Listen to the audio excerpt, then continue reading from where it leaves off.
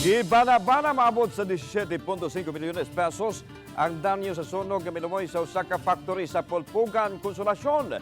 Kagahapon alas 5:47 sa hapon gi-alarma ang insidente.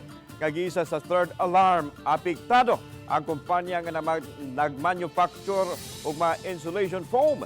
Doon sa matod pipe plastic o gas nga gipondo nga gigamit sila mga produkto. Matod sa fire investigator, di pa gyud matinoon sa hinungdan sa mga sunog.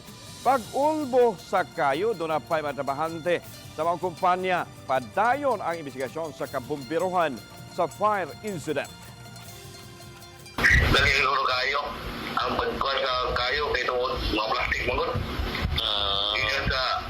Sa ilang pagpasit mong good is, which is like contain nga mga gas pa. Ang sa ilang pagkamaw sa